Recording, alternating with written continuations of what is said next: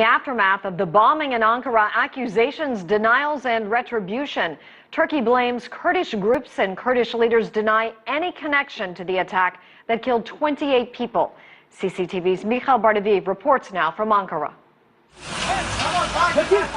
This is the second large-scale terrorist attack that took place in Turkey's capital only months apart. Only this time the intention seemed different.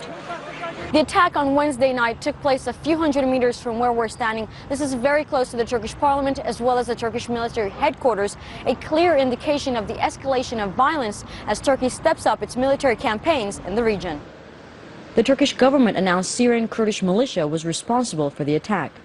Prime Minister Ahmet Davutoglu declared a Syrian national, Salih Necar, to be the bomber, a 24-year-old from the northern Syrian town of Aduma, and stated he was a member of the YPG, the Syrian Kurdish People's Protection Unit.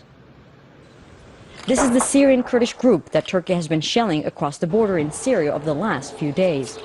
The YPG is the military branch of the PYD, the Syrian Kurdish Democratic Union Party. Both are considered terrorist organizations by Turkey as extensions of the Kurdistan Workers' Party, the PKK, that Turkey has been in conflict with for decades.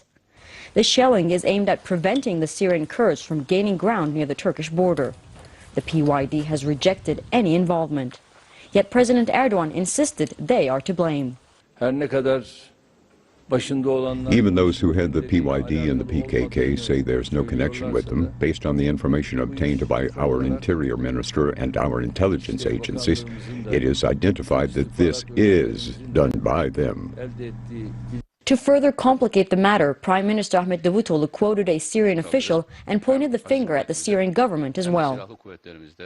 Syria's United Nations envoy said the YPG is one of the groups we support.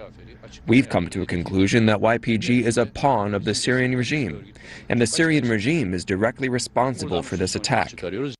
This could be a signal of even more violence to come.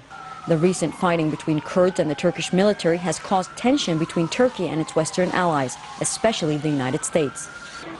The U.S. considers the YPG to be an ally in their fight against Islamic State, an issue Turkey has been harshly criticizing.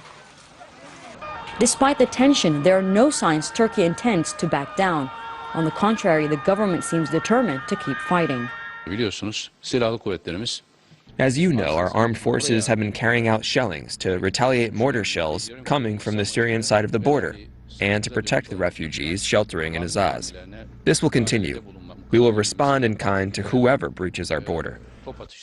The Turkish government has announced they will inform the ambassadors of the 5 permanent members of the UN Security Council of the evidence gathered during the investigation, which will prove the connection between the Ankara attack and the YPG, and has emphasized all responsible will be apprehended and punished. Mikhail Bardaviv, CCTV, Ankara.